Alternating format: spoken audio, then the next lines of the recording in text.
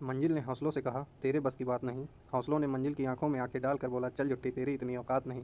Hello दोस्तों, हम लोग पिछले वीडियो में पत्र लेखन की थियरी पार्ट को कवर किए थे और मैंने उसमें आपसे कहा था कि मैं आप लोगों के सामने कुछ क्वेश्चंस लेके आऊँगा जो परीक्षाओं में पूछे गए हैं। तो और मैं जो एक क्वेश्चन लेके आया हूँ उसमें सारे क्वेश्चन में लिखा हुआ है कि कौन क्वेश्चन कहाँ पर पूछा गया है। इस वीडियो को कृपया पूरा देखिएगा और अगर अच्छी लगे तो लाइक करिएगा, अगर सब्सक्राइब नहीं किए हैं तो सब्सक्राइब कर लें और ज़्यादा से ज़्यादा लोगों के पास देखें, क्योंकि इतने बेहतरीन ढंग से कम समय में ज़्यादा क्वेश्चन शायद ही कोई आपको उपलब्ध करा पाए। तो आइए शुरू करते हैं कि पत्र लेखन से संबंधित कितने क्वेश्चंस बन सकते हैं और कितने क्वेश्चन बने हैं एग्जाम में, उनको देखते हैं। पहला क्वेश्चन आप लोगों के सामने ये रहा, निम्नलिखित में से कौन सा अनौपचारिक पत्र का उदाहरण है? निम्नलिखित में से कौन सा अनौपचारिक पत्र का उदाहरण है? तो अनौपचारिक मैंने बताया था कि अनौपचारिक क्या होता है, जैसे माता का पुत्र से, माता का पुत्र से जो रिलेशन होता है वो अनौपचारिक ही तो है। जहाँ कोई औपचारिकता ना हो वह अनौपचारिक है। अब अपने घर में आप कोई औपचारिकता निभाते हैं क्या? औपचारिक और अनौपचारिक में यही अंतर है कि जो औपचारिक पत्र होता है वो हम लोग प्रधानाचार्य को लिखते हैं या तो जिला परिषद के अध्यक्ष को लिखते हैं या जिलाधिकारी को लिखते हैं, लेकिन अनौपचारिक पत्र जो होता है वो हम अपने सगे संबंधियों को लिखते हैं। इसमें देखिए क्या लिखा है, पहला ऑप्शन, प्रधानाचार्य को 2 दिनों के अवकाश के लिए प्रार्थना पत्र, बहन के विवाह में शामिल होने के लिए मित्र को लिखा गया पत्र, गाँव में पुस्तकालय खुलवाने हेतु जिला परिषद के अध्यक्ष को लिखा गया पत्र, मोहल्ले में बिजली की समस्या के लिए जिलाधिकारी को लिखा गया पत्र। इसमें आपका जो बी ऑप्शन है वो सही होगा, क्योंकि बाकी सब जो है किसी पदाधिकारी को, मतलब पद पे बैठे व्यक्ति को लिखा गया है पत्र, लेकिन इसमें अपनी बहन के विवाह में शामिल होने के लिए उसने अपने मित्र को पत्र लिखा है। अगला क्वेश्चन देखते हैं, छोटे संबंधियों को पत्र में संबोधन में क्या लिखेंगे? मैंने आपको बताया भी था उस वीडियो में कि अगर अपने से छोटे को लिखेंगे तो उसको क्या लिखेंगे? प्रिय प्रिय अनुज लिख सकते हैं, मित्र है और छोटा है तो प्रिय मित्र लिख सकते हैं, लेकिन इसमें ऑप्शन जो है उसी के हिसाब से सेलेक्ट करेंगे। तो चिरंजीव, हितैषी, पूजनीय, परम पूज्य। तो परम पूज्य, पूजनीय, ये सब लिखा जाता है अपने से बड़ों को, और हितैषी आपके उम्र का अगर कोई है मित्र तो आप उसके लिए लिख सकते हैं, और छोटे के लिए चिरंजीव। अगला क्वेश्चन, इनमें से कौन सा कार्यालय आदेश के मूल गुण नहीं है? इसमें से कौन जो है कार्यालय आदेश या एक पत्र का प्रकार के मूल गुण नहीं है? निर्वैयक्तिक, नपातुला, अनौपचारिकता, बाहरी भीतरी। तो इसमें जो है सी ऑप्शन सही होगा। ये भी मंडी परिषद के एग्जाम में पूछा गया है 2019 में। इसमें बाहरी भीतरी बातें जो कार्यालय आदेश में नहीं रहती हैं, उसमें केवल जो सूचना देनी रहती है बस वही दी जाती है, बाहरी भीतरी बातें नहीं की जाती हैं। चौथा क्वेश्चन है कि आयकर से माफ़ी एवं पूर्ण मुक्ति के लिए किसे प्रार्थना पत्र लिखेंगे? इसमें ज़्यादा सोचने की जरूरत नहीं है, सीधे आयकर अधिकारी को। आयकर से माफ़ी के लिए प्रशासनिक अधिकारी, संपादक अधिकारी, संपादन अधिकारी किसी को नहीं लिखेंगे, सीधे आयकर अधिकारी को लिखेंगे। ठीक है। अगला क्वेश्चन, मुख्य बिजली के बल्बों के आर्डर के निरस्त्रीकरण की सूचना देते हुए किसे पत्र लिखेंगे? अगर आप लोग हमारी पुरानी, इसके पहले वाली वीडियो नहीं देखे होंगे तो कृपया उसे देख लीजिएगा, सारे क्वेश्चन क्लियर हो जाएंगे, क्योंकि वहाँ पर मैंने सबको एग्जाम्पल के तौर पर प्रयोग किया है। मुख्य बिजली के बल्बों का आर्डर के निरस्त्रीकरण की सूचना देते हुए किसे पत्र लिखेंगे? तो उसमें मैंने बताया संभरक को लिखेंगे, या इसकी अंग्रेजी होती है सप्लायर, उसको लिखेंगे। छठा क्वेश्चन देखते हैं, 5 हो चुके, 5 मिनट से कम समय में भी। कार्यालय आदेश किसके लिए निकाले गए आदेशों की सूचना है? कार्यालय आदेश किसके लिए निकाले गए आदेशों की सूचना है? इसमें पहला ऑप्शन है मंत्रालय, संबद्ध प्रभात विभाग, अनुभव, सभी विकल्प सही हैं। तो जब सभी विकल्प सही हैं तो ऐसा जब ऑप्शन दे दे एग्जाम में तो उस पर भी ध्यान देने की जरूरत है। वैसे यहाँ पर सभी विकल्प सही होंगे। अपने कार्यालय से अनुभव प्रमाण पत्र लेने के लिए किसे आवेदन पत्र लिखेंगे? ये भी मैंने उस दिन बताया था आपको उस वीडियो में, अगर नहीं देखे हो तो देख लें कि कार्यालय से अनुभव प्रमाण पत्र लेना हो तो इसके लिए हम लोग व्यवस्थापक महोदय को पत्र लिखते हैं। औपचारिक पत्र इनमें से कौन सा विकल्प नहीं होगा? औपचारिक पत्र में इनमें से कौन सा विकल्प नहीं होगा? तो मैंने वीडियो में बताया था कि जो औपचारिक पत्र होता है उसमें हम लोग अभिवादन नहीं करते हैं, किसी का अभिवादन नहीं करते हैं। बाकी औपचारिक पत्र में विषय होगा, पता होगा, दिनांक होगा, लेकिन अभिवादन नहीं होगा। तो इसका सही आंसर क्या हो जाएगा? अभिवादन। औपचारिक पत्रों में अभिवादन शब्द नहीं होता है। दैनिक जागरण में संवाददाता के पद के लिए किसे आवेदन पत्र लिखेंगे? अगर दैनिक जागरण में आपको जॉब करनी हो, नौकरी करनी हो तो किसे पत्र लिखेंगे? तो संपादक महोदय को लिखेंगे। बस स्टैंड के पास आवारा लड़कों के व्यवहार को बताते हुए तथा उनके खिलाफ छेड़खानी के विरुद्ध एफआईआर दर्ज करवाने के लिए किसे आवेदन पत्र लिखा जाएगा? बताइए। इसमें सीधे सीधे हम थाना अध्यक्ष, जो वहाँ का नियरेस्ट थाना अध्यक्ष होगा, उनको पत्र लिखेंगे कि जो बस स्टैंड के पास आवारा लड़के हैं उनके खिलाफ कार्रवाई करें। 11वां क्वेश्चन, सारे क्वेश्चन के आगे यहाँ पर लिखा हुआ है मंडी परिषद परीक्षा 2019, 2018 जब भी एग्जाम में पूछा गया है सारी सूचनाएं वहाँ पर लिखी हुई हैं। व्यवसाय संबंधी पत्र में संबोधन क्या रहेगा? जब किसी का व्यवसाय संबंधी पत्र में क्या संबोधन रहेगा, इसको समझ लीजिए कि हम परम पूज्य नहीं लिख सकते, प्रिय नहीं लिख सकते, किसी व्यवसायी को न प्रिय लिखेंगे, ना परम पूज्य लिखेंगे, ना ही आदरणीय लिखेंगे, हम लोग महोदय शब्द का प्रयोग करते हैं। इसमें आंसर हो जाएगा आपका महोदय। अगला क्वेश्चन 12वां, अर्धशासकीय पत्र के संदर्भ में कौन सा कथन गलत है? अर्धशासकीय पत्र के संबंध में कौन सा प्रश्न गलत है? ऑप्शन देखिए, इसका स्वरूप व्यक्तिगत पत्र के समान रहता है, सही बात है। अर्धशासकीय पत्र में जो स्वरूप होता है व्यक्तिगत पत्र के समान होता है। सारी चीज़ें मैंने आपको बता रखी हैं, यहाँ पर ज़्यादा समय नहीं नष्ट करेंगे। इसमें पहला वाला सही है, दूसरा छोड़ दीजिए। औपचारिक शब्दों से आरंभ करने की आवश्यकता नहीं होती है, ये भी सही है, क्योंकि ये व्यक्तिगत पत्र लिखा जाता है। प्रायः समान स्तर के अधिकारी के साथ ऐसा पत्र व्यवहार होता है, ये भी सही बात है, लेकिन यह पत्र अन्य पुरुष में नहीं लिखते हैं। तो इसमें जवाब हो जाएगा आपका बी ऑप्शन। बी ऑप्शन इसमें जवाब हो जाएगा। संक्षेपण मूल पाठ से कितने शब्दों में लिखना चाहिए? तो मैं उस समय जब वीडियो में बता रहा था तो ये बताया था कि इस बात को ध्यान रखिएगा कि जब किसी चीज़ का संक्षेपण करते हैं, संक्षेपण मतलब होता है कि किसी के पूरी बात को कम शब्दों में लिख देना, मतलब उसके मूल भाव को लिख देना ही संक्षेपण है। तो इसको कितने शब्दों में लिखते हैं? 1/3। अगर कोई भी बात है जो मान लीजिए कि जितना भी शब्द में है, अगर 50 शब्द में लिखा गया है तो इसका 1/3 शब्द में उसको लिखा जाएगा। ठीक, अगला क्वेश्चन एग्जाम में आया था, देखिए प्रश्न स्टेनोग्राफर 2019 वीडियो परीक्षा 2018 में जो हुई थी उसमें आया था, और लोअर सेकंड 2019 में आया था।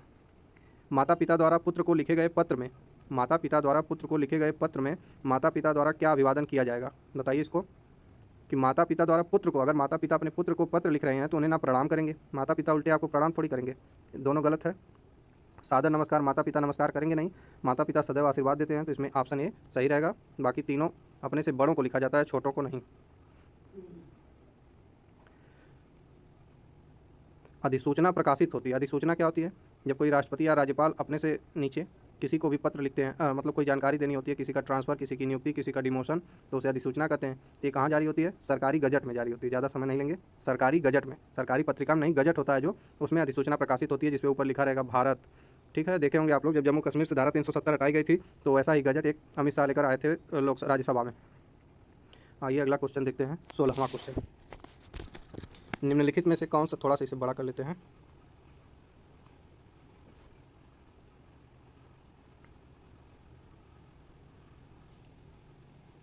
निम्नलिखित में से कौन सा कार्यालयी पत्र नहीं है? इसमें बताइए निम्नलिखित में से कौन सा कार्यालयी पत्र नहीं है? तो ध्यान से अगर देखेंगे तो निमंत्रण पत्र, प्रार्थना पत्र, प्रेस विज्ञप्ति, संपादक के नाम पत्र। तो ये जो 3 पत्र हैं BCD, ये हमेशा किसी न किसी कार्यालय को लिखे जाते हैं, लेकिन निमंत्रण कार्यालय में नहीं, हमेशा अपने सगे संबंधियों या जिसको बुलाना होता है उसको लिखते हैं। कार्यालयी आदेश सदैव प्रेषित होता है, कार्यालयी आदेश सदैव प्रेषित होता है। तो कार्यालय में कोई भी छोटा व्यक्ति अपने बड़ों को पत्र लिख के नहीं बताएगा कि कल आपकी छुट्टी है। हमेशा जो बड़े पद पर व्यक्ति बैठा रहेगा वो अपने से जितने सबॉर्डिनेट रहेंगे उनको बताता है, अधीनस्थ को बताएगा। इसमें बी ऑप्शन आपका सही हो जाएगा। किसी राजपत्रित अधिकारी की नियुक्ति, पदोन्नति, अवकाश, स्वीकृति और उनके स्थानांतरण की सूचना को राजपत्र में प्रकाशित करने के लिए किस पत्र का प्रयोग किया जाता है? अभी मैंने बताया था कि अधिसूचना का प्रयोग कहाँ करते हैं, वही प्रश्न आ गया, तो इसमें सीधे सीधे जवाब हो जाएगा अधिसूचना। किसी राजपत्रित अधिकारी की नियुक्ति, पदोन्नति, अवकाश, स्वीकृति और उनके स्थानांतरण की सूचना को राजपत्र में प्रकाशित करने के लिए अधिसूचना का प्रयोग करते हैं। व्यक्तिगत पत्र के संबंध में असत्य कथन क्या है? इसमें असत्य कथन बताना है कि क्या है। नलकूप परीक्षा 2019, पढ़िए इसको, ऑप्शन को बताइए कि इसमें क्या जवाब होगा। इन पत्रों में सरलता और अपनी कुशलता के समाचार होते हैं, बिल्कुल सही है। व्यक्तिगत पत्र में व्यक्ति अपनी सरलता और कुशलता के बारे में बताता है। इन पत्रों में आपसी संबंध का कोई प्रभाव पत्र पर नहीं पड़ता, इसको छोड़ दीजिए। इसके अंतर्गत छोटों की तरफ से बड़ों को पत्र लिखा जाता है, ये भी सही है। इसके अंतर्गत बड़ों की तरफ से छोटों को पत्र लिखा जाता है, ये भी सही है। असत्य कथन ढूंढना है तो जब व्यक्तिगत पत्र आप लिखेंगे क्या उसमें आपसी संबंध का कोई प्रभाव नहीं पड़ेगा? तो इसका जवाब हो जाएगा बी, यही जवाब है, ये असत्य कथन है, बाकी सब सत्य हैं पत्र के संबंध में। निश्चित ही आप लोगों को आनंद आ रहा होगा, और अगर वीडियो सच में उपयोगी लग रही हो तो थोड़ा शेयर कर दीजिएगा, उसमें हिचकिचाने की कोई ज़रूरत नहीं है, ना ही उससे आपका कोई नुकसान हो जाएगा। ठीक, व्यावसायिक पत्र के संबंध में सही कथन कौन सा है? इसमें सही कथन ढूंढना है, कौन सा है बताइए। ऐसे पत्रों में किसी विशिष्ट नियम या शब्दावली अथवा रूपरेखा कोई आवश्यकता नहीं होती है। ऐसे पत्रों में संबोधन महोदय, महाशय आदि शब्दों द्वारा किया जाता है। किसी भी कंपनी के मैनेजर से सामग्री या माल से संबंधित पत्राचार होता है। इसमें कौन सा सही होगा? पहले ऑप्शन में केवल 1 सही, दूसरे में केवल 1 और 2 सही, दूसरे में 2 और 3 सही, तीसरे में केवल 3 सही। इसमें इसका जवाब हो जाएगा बी ऑप्शन। ऐसे पत्रों को किसी विशिष्ट नियम या शब्दावली अथवा रूपरेखा की आवश्यकता नहीं होती है, सही बात है। ऐसे पत्रों में संबोधन महोदय, महाशय आदि शब्दों द्वारा किया जाता है। एक विद्यार्थी अपने स्कूल के प्रधानाचार्य को अभिनिवेदन में क्या लिखना चाहिए? अगर आप अपने प्रधानाचार्य को पत्र लिख रहे हैं तो उनको क्या लिखेंगे आप बताइए। आपका आज्ञाकारी शिष्य, इसमें प्रधानाचार्य को लिखेंगे तो निश्चित ही आप उनके स्कूल में शिक्षा ग्रहण कर रहे हैं, तो लिखेंगे डी ऑप्शन, आपका आज्ञाकारी शिष्य। जब कोई सरकारी पत्र, ज्ञापन या कार्यालय ज्ञापन एक साथ अनेक परिस्थितियों को भेजा जाए तो उसे क्या कहते हैं? बहुत इंपॉर्टेंट क्वेश्चन है, हर बार परीक्षा में पूछा जाने वाला है कि जब कोई सरकारी पत्र, ज्ञापन या कार्यालय ज्ञापन एक साथ अनेक लोगों को भेजा जाए तो उसे हम परिपत्र कहते हैं। मतलब जो चारों तरफ भेजा गया हो, परिपत्र, चारों तरफ जो भेजा गया हो उसे परिपत्र कहते हैं। अधिसूचना सरकारी गजट में आती है। आदेश, आदेश होता है अनुस्मारक, किसी चीज़ को याद दिलाया जाता है। अगर कोई पहले आप पत्र लिखे हैं और दोबारा उसी पत्र के बारे में याद दिलाना हो तो आप अनुस्मारक लिखेंगे। जब एक अधिकारी दूसरे अधिकारी को व्यक्तिगत नाम से पत्र लिखाता है तो उसे क्या कहते हैं? अभी इसके पहले एक क्वेश्चन आया था, उसमें अर्धशासकीय पत्र के बारे में बात की गई थी। इसमें एक अधिकारी दूसरे अधिकारी को किसी काम के स्टेटस को जानने के लिए, वह काम कितना हुआ है कितना नहीं हुआ है, अपने समकक्ष स्तर के अधिकारी से बात करने के लिए यह पत्र लिखता है, तो इसमें अर्धशासकीय पत्र हो जाएगा। ओके, अगला देखते हैं। थोड़ा सा बड़ा इसको करेंगे। अब देखते हैं, मच्छरों के प्रकोप के संबंध में शिकायत पत्र लिखना हो तो किसे लिखेंगे? प्रधानमंत्री को नहीं लिखेंगे, मच्छर के लिए प्रधानमंत्री को पत्र तो कतई नहीं लिखेंगे। शिक्षा अधिकारी को, शिक्षा का अधिकारी को क्या मतलब मच्छर से? प्रधानाध्यापक को लिखेंगे नहीं, बी ऑप्शन सही हो जाएगा। स्वास्थ्य मंत्री को लिखेंगे। ठीक, यदि सभी राज्य सरकारों को एक ही पत्र भेजा गया हो तो उसे क्या कहेंगे? सभी राज्य सरकारों को एक ही पत्र भेजा गया हो तो उसे क्या कहेंगे? अभी इसके पहले ही बताया था कि जब एक ही पत्र कई लोगों को भेजा जाए तो परिपत्र होता है।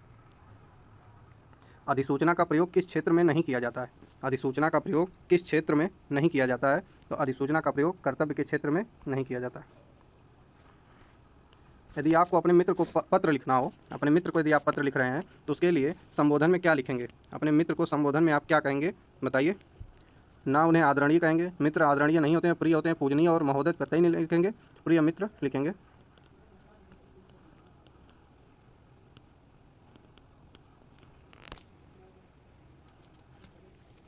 28वां क्वेश्चन, 18 मिनट में 28 क्वेश्चन हम लोग कर चुके हैं, मतलब कि 1 मिनट भी नहीं लग रहा है।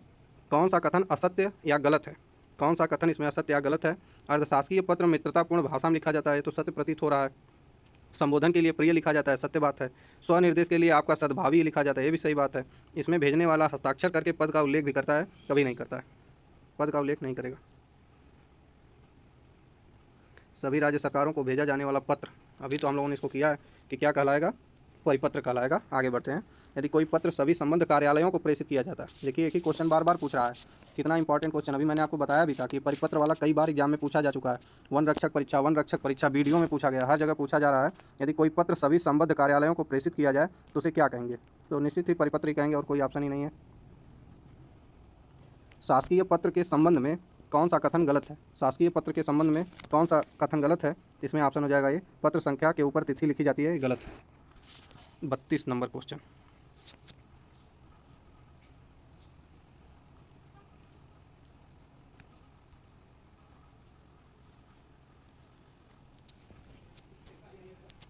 बाढ़ पीड़ितों की सहायता के संबंध में पत्र लिखा जाता है। अगर बाढ़ आ जाए आपके यहाँ तो किसको पत्र लिखेंगे? जिलाधिकारी को लिखेंगे, ना कि लेखाधिकारी महोदय, कुलपति, आचार्य, इनको लिखने कोई फायदा नहीं होगा। सीधे जिलाधिकारी को पत्र लिखा जाता है। किसी अधिकारी को पत्र लिखना हो तो संबोधन किया जाता है। किसी अधिकारी को यदि आप पत्र लिख रहे हैं तो कैसे संबोधन करेंगे बताइए? पूजनीय कहेंगे? नहीं, अधिकारी पूजनीय थोड़ी। प्रिय मित्र, वो आपका मित्र भी नहीं है, आत्मज भी नहीं है, तो इसमें ऑप्शन सही हो जाएगा बी ऑप्शन। इसमें माननीय महोदय, माननीय कलेक्टर महोदय, इस तरह लिखेंगे। अपने विद्यालय की किसी मनोरंजन घटना का वर्णन करते हुए मित्र को लिखा गया पत्र किस कोड के अंतर्गत आएगा? मित्र को लिखा गया पत्र हमेशा वैयक्तिक होता है, ना व्यावसायिक होता है, ना शासकीय, ना अर्धशासकीय, हमेशा वैयक्तिक होता है, पर्सनल होता है। कार्यालय आदेश में अधिकारी का हस्ताक्षर किस स्थान पर होता है? कार्यालयीय आदेश में अधिकारी का हस्ताक्षर किस स्थान पर होता है? इसमें आपका सही हो जाएगा बी ऑप्शन, नीचे दाहिनी ओर, नीचे दाहिनी ओर अधिकारी का हस्ताक्षर होगा। निम्नलिखित में से किसका प्रयोग सरकारी स्तर पर भारतीय गजटों में प्रकाशित सरकारी नियम, आदेश, अधिकार और नियुक्तियों की सूचना के प्रसंग में होता है? ये क्वेश्चन पहले भी हम लोगों के सामने आ चुका है। इसमें आपका सही आंसर हो जाएगा अधिसूचना। अधिसूचना का ही प्रयोग करते हैं कि किसी नियुक्ति या किसी का डिमोशन, प्रमोशन, अधिकार, आदेश अगर सरकारी गजट में प्रस्तुत हो रहा है तो उसे अधिसूचना कहेंगे। 37 नंबर क्वेश्चन आप लोगों के सामने ये रहा। निम्नलिखित में से किसके अंतर्गत नियुक्ति, छुट्टियों की स्वीकृति तथा पद वृद्धि आदि की सूचनाएं दी जाती हैं? इसमें कार्यालय अगर आपके बारे में बता रहा है कि कल नियुक्ति, मतलब उनकी नियुक्ति हो गई है या कल छुट्टी है या कोई किसी चीज़ की स्वीकृति है, तो प्रेस विज्ञप्ति नहीं जारी करेगा, क्योंकि कार्यालय में ही बताना है। तो 37 इसमें ए आपका सही हो जाएगा, कार्यालयी आदेश। पत्र के संबंध में निम्नलिखित में से किसको अभिवादन कहते हैं? पत्र के संबंध में निम्नलिखित में से किसको अभिवादन कहते हैं? इसकी मैंने आपको एक लिस्ट भी बना के दी थी कि कैसे अभिवादन किया जाता है, कैसे स्वसंबोधन किया जाता है। इसमें आपका जवाब हो जाएगा ए, शुभाशीष। कक्षा 10 के छात्र ने अपना अनुपस्थिति दंड माफ करने के लिए प्रधानाध्यापक को पत्र लिखा। उसका यह पत्र किस वर्ग में आएगा? क्या व्यापारिक पत्र होगा, या व्यावसायिक पत्र होगा, या निमंत्रण पत्र होगा? देख रहे हैं बहुत सारे क्वेश्चन ऑप्शन से कितने क्लियर हो जा रहे हैं। व्यापारिक पत्र होगा, प्रधानाचार्य को कोई लिखेगा तो हो ही नहीं सकता, ये भी नहीं होगा, ये भी नहीं, निमंत्रण तो दे नहीं रहा, आवेदन पत्र होगा, यही सही है।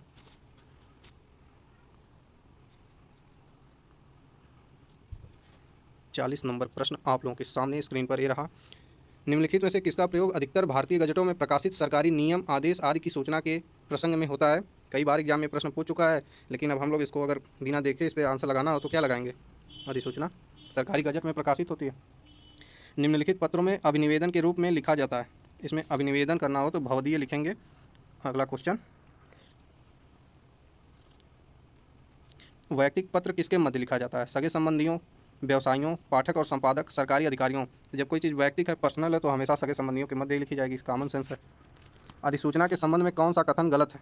अधिसूचना के संबंध में कौन सा कथन गलत है? इनमें प्रेषक का उल्लेख होता है, इसमें विज्ञप्ति, इसे विज्ञप्ति भी कहा जाता है, ये बात मैंने आपको बताई थी।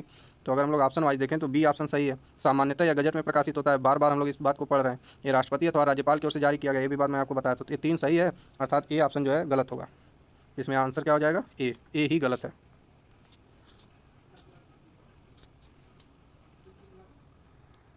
अधिसूचना के संबंध में कौन सा कथन गलत है? ये तो हो चुका आगाज रण का युग बदलने की तैयारी, जीत उसी की होगी जिसका संघर्ष है जारी। 44 नंबर क्वेश्चन, शासकीय पत्र में पत्र संख्या के नीचे बाईं ओर क्या लिखा जाता है?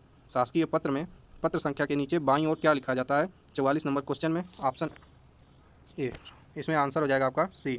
बाईं ओर लिखेंगे प्रेषित अधिकारी का नाम और पदनाम। 45 नंबर क्वेश्चन, सही विकल्प का चयन करें। पल्लवन, पहले जान लीजिए पल्लवन क्या होता है। मतलब जैसे संक्षेपण होता है, किसी चीज़ को, किसी वाक्य को कम शब्दों में लिख देना संक्षेपण, लेकिन किसी बात को बढ़ा चढ़ा के लिख देना वो हो जाएगा आपका पल्लवन। तो पल्लवन के लिए क्या होगा? निगमन शैली, समास शैली, अलंकार शैली या व्यास शैली? तो पल्लवन के लिए व्यास शैली अपनाई जाती है। व्यास समास का विपरीत होता है, व्यास समास का विपरीत होता है, ये भी बात ध्यान में रखिएगा। एग्जाम में पूछ लेता है कि समास का विलोम शब्द क्या होगा, तो व्यास होता है। 46 नंबर क्वेश्चन, संक्षेपण में एक प्रवाह का आवश्यक गुण क्या है? बताइए। 47 काव्य और गद्य, विचार और शब्द, विचार और आचार। इसमें जो संक्षेपण होता है उसमें जो प्रवाह, मतलब किसी भी बात को आप संक्षेप में कर रहे हैं तो उसका भाव नहीं बदलना चाहिए। जैसे कोई अगर नमक के बारे में बात कर रहा है तो कितना भी स्टार्ट कर दीजिए, नमक का भाव उस पत्र से आना चाहिए, ये नमक के बारे में ही बात की गई है, नहीं तो फिर उस पत्र का कोई मतलब नहीं रह जाता है। तो डी ऑप्शन इसमें सही हो जाएगा। पल्लवन में विषय का क्या किया जाता है? संक्षेपण में विषय का संक्षेप किया जाता है, तो पल्लवन में विषय का विस्तार करते हैं। दोनों विपरीत हैं, अपने आप में विलोम है, तो पल्लवन में विषय का विस्तार करते हैं। पल्लवन का अर्थ क्या है? तो वही विस्तार से संबंधित है, बताई दिए। 50 खाली स्थान के लिए मूल विचारों अथवा भाव के नीचे दबे अन्य सहायक विचारों को समझने की चेष्टा करनी चाहिए। इसमें क्या भरा जाएगा? पल्लवन के लिए मूल विचारों अथवा भाव के नीचे दबे अन्य सहायक विचारों को समझने की चेष्टा करनी चाहिए। मान लीजिए कोई बात आपसे कम शब्दों में कह गया, तो अगर उसका विस्तार करना है तो जब तक आप उसके बात के अंदर के दबे भाव को नहीं समझ पाएंगे तब तक आप उस चीज़ का विस्तार नहीं कर पाएंगे। जब तक पूरा कंक्लूजन न जान जाए उस बात का कि उसके मन में क्या रह गया, उस बात को जान जाएंगे तो वही पल्लवन है। बाकी अगला क्वेश्चन, पल्लवन प्रायः प्रसिद्ध ... काव्य पंक्ति आदि का किया जाता है। इसमें क्या सही होगा? तो पल्लवन में हमेशा हम लोग प्रयोग करते हैं सूत्र का। सूत्र मतलब सुक्ति का, मुहावरे का, लोकोक्ति का। जैसे कहना है कि चोर सामान लेकर चला गया, इस बात को इस तरह कह सकते हैं कि चोर सामान को लेकर के 9 2 11 हो गया। बात को बढ़ा चढ़ा कर कहना ही पल्लवन है, साधारण भाषा में यही है। किसी विचार अथवा भाव के विस्तार को पल्लवन कहते हैं। अब ऑप्शन है निराशा भरे, होगा नहीं। अस्पष्ट और छोटा, पल्लवन कभी भी छोटा नहीं होगा। बेकार और दुर्लभ, ये भी नहीं होगा। सुगठित और गुम्फित, मतलब जहाँ भी सुगठित मतलब ढंग से उसको विस्तार दिया गया हो उसे ही पल्लवन कहते हैं। इसमें आपका हो जाएगा डी ऑप्शन। 53 किसी मूल रेखा अथवा भाषण को उसके निहित तथ्यों सहित संक्षेप में प्रस्तुत करने की क्रिया क्या कहलाती है? तो जहाँ हम अपनी बात को संक्षेप में कहते हैं वहाँ हम संक्षेपण करते हैं, और जहाँ हम बात को बढ़ा करके कहते हैं उसे हम पल्लवन कहते हैं। बात मैं बार बार आप लोगों को बता रहा हूँ। तो संक्षिप्तीकरण या संक्षेपण पहला ऑप्शन हो जाएगा। दूसरा हम देखिए कन्फ्यूजन है, संप्रेषण लिखा है। संप्रेषण मतलब होता है बातचीत। समष्टीकरण, किसी चीज़ को समष्टीकरण मतलब उसका कंक्लूजन निकालना। तो इसमें 53 का ए सही हो जाएगा। अगला क्वेश्चन, पुत्र के द्वारा पिता के लिए पत्र में क्या अभिवादन शब्द लिखा जाएगा? तो क्या होगा? पहले हम पिता को पत्र लिखेंगे या फ़ोन करते हैं तो हम उन्हें प्रणाम करते हैं। सीधे नहीं कहते हैं कि आपका आज्ञाकारी पुत्र बोल रहा है, सीधे पहले पिताजी प्रणाम।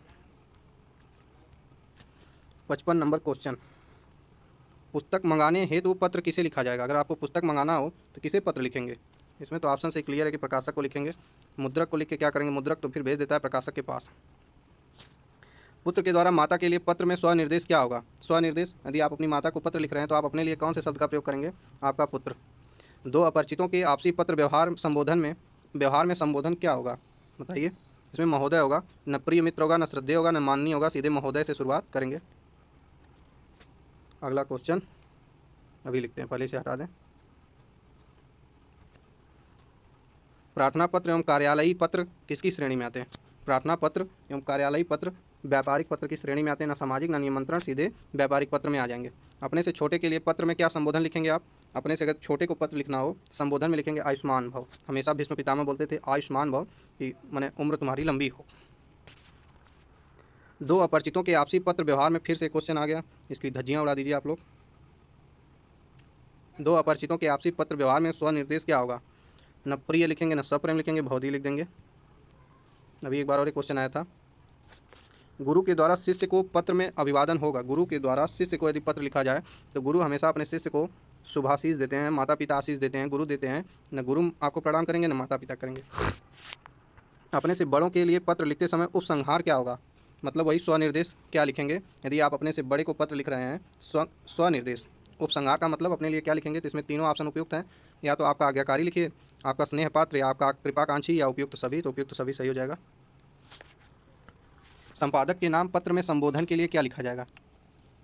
संपादक के नाम में पत्र के लिए संबोधन क्या लिखा जाएगा, तो संपादक के लिए आप महोदय शब्द का प्रयोग करेंगे, क्योंकि आपके लिए पूजनीय नहीं है, श्रद्धेय नहीं है, प्रिय नहीं है। ठीक। संपादक के नाम पत्र में सेवा में किस ओर लिखते हैं। 64 नंबर बाईं ओर।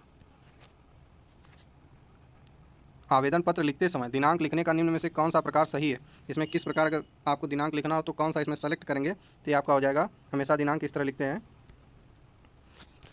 ठीक। अगला देखते हैं,